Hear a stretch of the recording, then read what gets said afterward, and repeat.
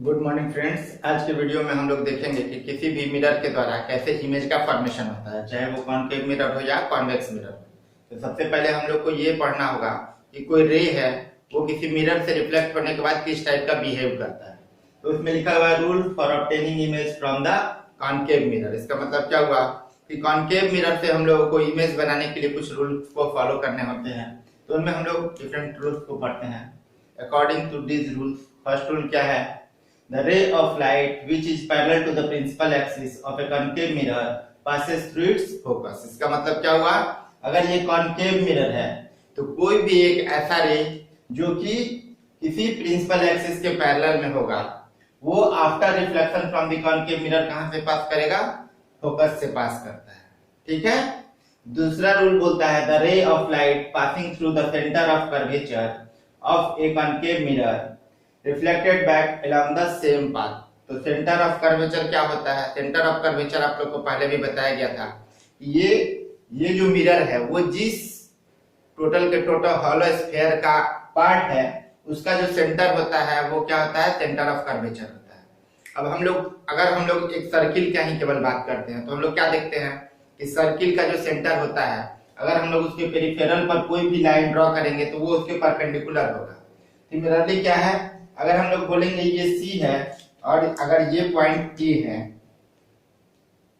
अगर ये point A है और ये पॉइंट B है तो हम लोग क्या देखेंगे कि इस C से अगर A पर कोई लाइन ड्रॉ करेंगे तो ये क्या होगा? इस पूरे के पूरे मिरर पर परपेंडिकुलर होगा। सिमिलरली अगर ये C है और ये B है तो ये अगर इंसिडेंट रे है तो ये क्या होगा? CB जो लाइन होगा ये कॉनकेव मिरर के परपेंडिकुलर होगा। तो वही लिखा हुआ है द रे light passing through the centre of curvature of a concave mirror is reflected back along the same path. और आपको बताया गया था कि कोई भी ऐसा मिरर जिस पर कि इंसिडेंट रे परपेंडिकुलर पड़ेगा वो क्या होगा? लॉ ऑफ रिफ्लेक्शन को फॉलो करते हुए अपने पाथ पर वो रिटेन कर जाएगा, मतलब रिफ्लेक्टेड बैक हो जाएगा। तो सेम प्रोसेस के थ्रू यहाँ हम लोग देख रहे हैं कि C से जो B पर आया ये परपेंडिकुलर है इस पूरे के पूरे मिरर पर। यही कारण है ये B से सेम डायरेक्शन में रिफ्लेक्टेड हो गया। तो ये जो लाइन है ये इंसिडेंट रे है और सेम पाथ पर ये जो लाइन हो गया रिफ्लेक्ट हो गया।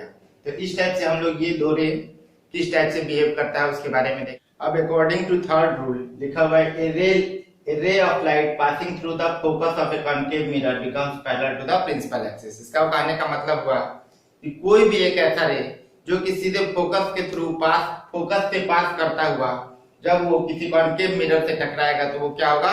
वो प्रिंसिपल एक्सिस के पैरेलल हो जाएगा। जैसे कि ये एक इंसिडेंट रे है, ये कहां से पास कर रहा है? ये फोकस से पास कर रहा है, इस पूरे कॉनकेव मिरर के फोकस से पास कर रहा है।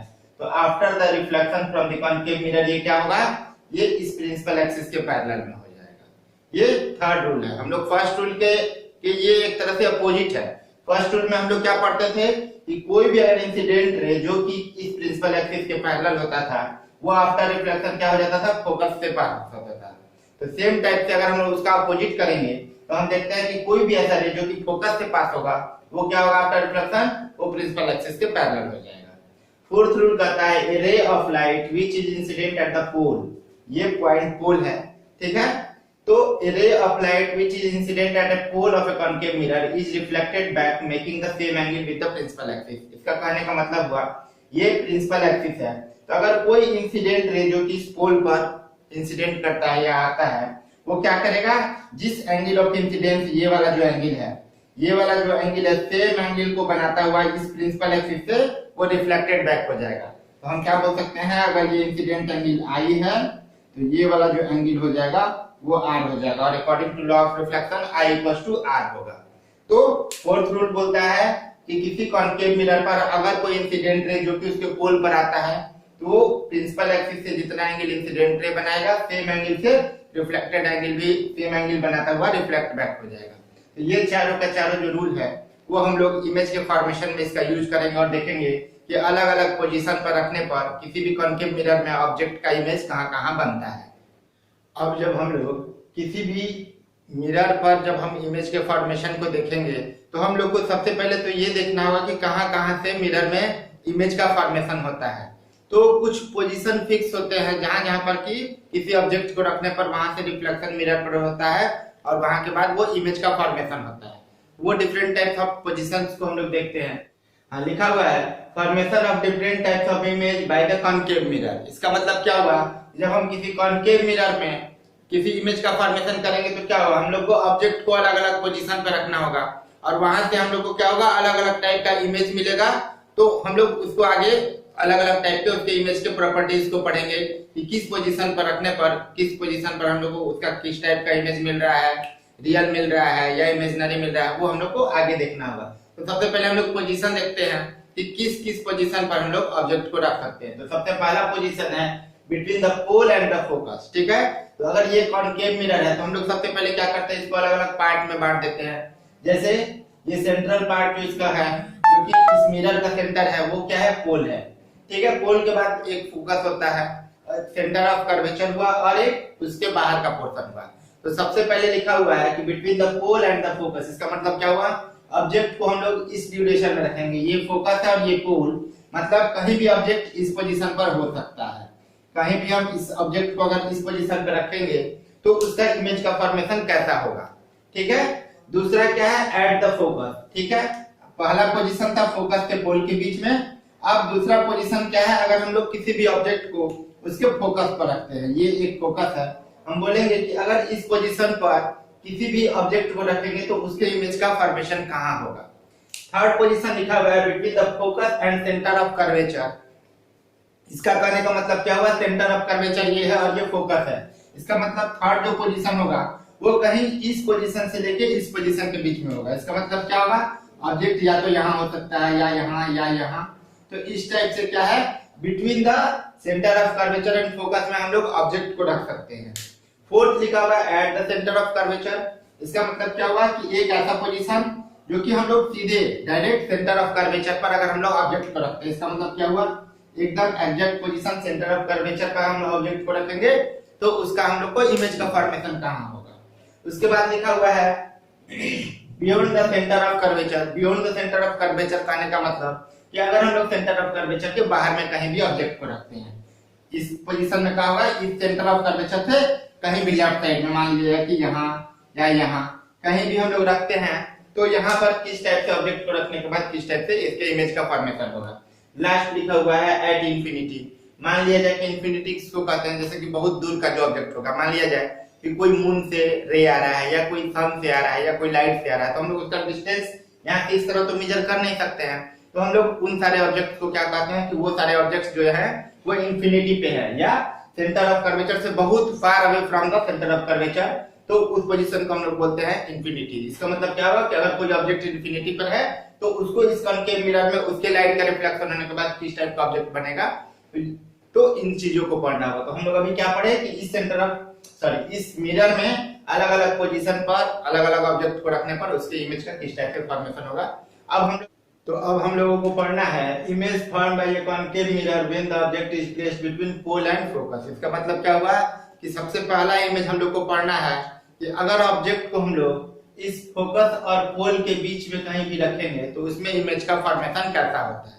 तो सबसे पहले तो हम लोग ये समझते हैं कि कोई भी ऑब्जेक्ट है उससे इनफाइनाइट नंबर ऑफ रेज निकलता है और सारे के सारे जो रे हैं वो इस कॉनकेव मिरर पे पड़ते हैं। मगर अगर हम सारे के सारे नंबर ऑफ रेज को क्या करेंगे कि इस मिरर पर इंसिडेंट कराएंगे और उसका जब रिफ्लेक्शन चेक करने लगेंगे तो उसका जो डायग्राम बनेगा वो बहुत ज्यादा कॉम्प्लिकेटेड हो जाएगा। इसीलिए हम लोग बेसिकली दो रे लेते हैं और दो रे के द्वारा जो रिफ्लेक्शन का जो डायग्राम बनता है उसी के द्वारा हम लोग उसके इमेज को उसी टाइप से पढ़ते हैं कि इस दो रे के द्वारा जो इमेज का फॉर्मेशन होगा वो ही माना जाएगा कि इस पूरे के पूरे ऑब्जेक्ट द्वारा उस दो रे के हिसाब से ही उस इमेज का फॉर्मेशन होगा। तो हम लोग क्या मानेंगे कि ये ए भी एक ऑब्जेक्ट है, मान लीजिए कि ये एक कॉनकेव मिरर है जो कि ए भी एक ऑब्जेक्ट है। इसका हेड देखते हैं हम लोग, ए की ओर है, टेल बी पर है, जो कि इस एक्सिस पर रखा हुआ है, ठीक है। और वो ऑब्जेक्ट कहाँ है, वो फोकस और पोल के बीच में। तब हम लोग इसका ऑब्जेक्ट का देखते हैं इमेज फॉर्मेशन कैसे हो रहा है। तो हम लोग क्या मानेंगे कि इस ऑब्जेक्ट से बेसिकली दो रे निकल रहा है। पहला रे जो है वो हम मानते हैं कि ये एडी रे है जो कि पैरेलल टू द एक्सिस है। तो आप लोग को अभी पढ़ाया गया कि अगर कोई ray parallel to the axis होगा तो वो क्या होगा, आफ्टर रिफ्लेक्शन वो फोकस से पास होगा। तो हम लोग क्या देख रहे हैं कि एडी एक इंसिडेंट रे है, आफ्टर रिफ्लेक्शन क्या होगा, वो फोकस से पास हो रहा है। तो ये डीएफ जो है वो रिफ्लेक्टेड रे हो गया, ठीक है। पहला रे क्या था, ए से निकला डी पर आया जो कि पैरेलल टू द एक्सिस था, और वो रिफ्लेक्शन के बाद फोकस से पास हुआ। अब हम इसी हेड से एक और रे मानते हैं जो कि ये जो रे है वो सेंटर ऑफ कर्वेचर से पास हो रहा है। तो सेंटर ऑफ कर्वेचर से अभी आपको पढ़ाए थे कि अगर सेंटर ऑफ कर्वेचर से कोई रे पास होगा तो वो उसी डायरेक्शन में रिफ्लेक्टेड बैक हो जाएगा। इसका मतलब क्या हुआ, अगर कोई रे है वो इस डायरेक्शन में आया, इस डायरेक्शन में आया तो वो क्या होगा, इस डायरेक्शन में फिर से रिफ्लेक्टेड बैक हो जाएगा। तो अब हम लोग क्या देख रहे हैं, हम लोग को इस AB ऑब्जेक्ट के द्वारा दो रे मिला जो कि रिफ्लेक्टेड रे है। कौन कौन सा, एक DF रे हुआ और दूसरा जो हुआ EC रे हुआ। अब ये दोनों रे है, इधर हम लोग देख रहे हैं क्या है, एक दूसरे से दूर जा रहा है। इसका मतलब क्या हुआ, इन दोनों का इस साइड में कहीं भी रियल कट नहीं होगा। दूर जाने का मतलब है कि रियल कट नहीं होना। तो इसका मतलब क्या है कि अगर इस डायरेक्शन में दोनों अगर दूर जा रहा है तो कहीं पीछे साइड में पास आएगा।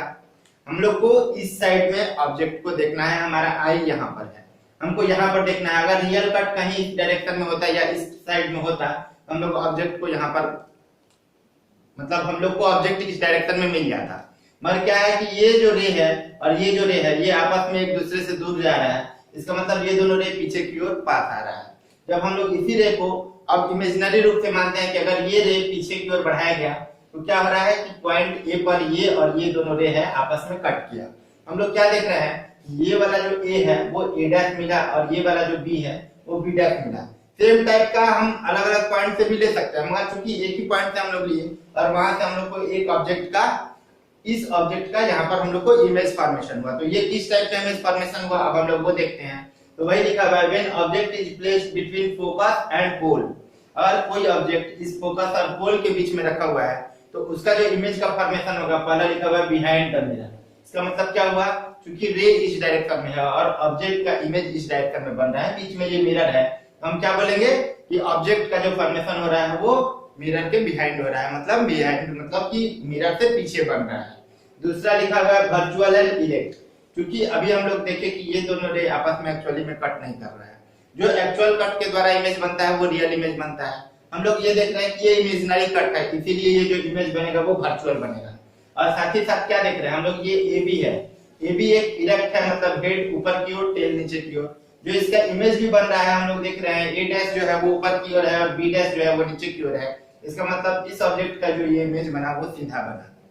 और लास्ट क्या लिखा हुआ है, लार्जर देन ऑब्जेक्ट। इसका मतलब क्या हुआ, ऑब्जेक्ट इतना छोटा सा था, इसका जो इमेज बना वो काफी मैग्नीफाइड बना, बड़ा सा ऑब्जेक्ट का इमेज बना। तो हम लोग कह सकते हैं कि अगर किसी ऑब्जेक्ट को इस पोल और फोकस के बीच में रखेंगे तो हम लोग को तीन टाइप का उसके इमेज का प्रॉपर्टी मिलेगा। पहला, वो जो इमेज होगा वो मिरर के पीछे बनेगा। दूसरा क्या होगा, वो वर्चुअल इमेज बनेगा और साथ ही साथ वो सीधा रहेगा। और थर्ड होगा कि वो जो इमेज का फॉर्मेशन होगा वो काफी बड़ा होगा। तो इस टाइप से हम लोग देखें कि अगर हम लोग पोल और फोकस के बीच में किसी ऑब्जेक्ट को रखेंगे तो उसके इमेज का फॉर्मेशन कहाँ होता है। तो अब इसका हम लोग कहीं कहीं यूज भी करते हैं, जैसे कि सबसे पहले तो डेंटिस्ट लोग हैं, तो डेंटिस्ट क्या करते हैं, इस कॉन्केव मिरर का यूज करते हैं हम लोग के दांत के इलाज के लिए। साथ ही साथ जब आदमी सेविंग करता है तो हम लोग को क्या होता है, अपना चेहरा थोड़ा बड़ा करके देखने में सहूलियत होता है कि बड़ा देखेंगे तो उससे हम लोगों को सेव करना सहूलियत होगा। तो क्या होता है कि उस पोजीशन में भी हम लोग को सेव करने वाला जो मिरर होता है वो कॉन्केव मिरर होता है। और हम लोग का जो ऑब्जेक्ट या हम लोग का जो बोलेंगे कि चेहरा होगा वो फोकस और पोल के बीच में होता है। उससे हम लोग का जो चेहरे का इमेज बनता है वो बड़ा बनता है, हम लोग को सेविंग करने में आसानी होता है। और बहुत सारे लेडीज लोग मेकअप किट जो करती हैं, मेकअप करती हैं, उनका भी चेहरा क्या है, अगर कोई स्मूथ काम करना है, ठीक है, फाइन काम करने के लिए हम लोग को क्या करना पड़ता है, उस चीज को बड़ा देखना होता है, या बड़ा उसका इमेज अगर बनेगा तो हम लोग को वो काम करने में सहूलियत होगा। तो मेकअप किट में भी हम लोग देखेंगे वो कॉन्केव मिरर का यूज किया जाता है जिससे कि वो काम करने में सहूलियत होता है। तो ये हुआ कॉन्केव मिरर का यूज। साथ ही साथ अगर हम लोग बोलेंगे कि पोल और फोकस के बीच में ऑब्जेक्ट है तो उसका इमेज का फॉर्मेशन कहाँ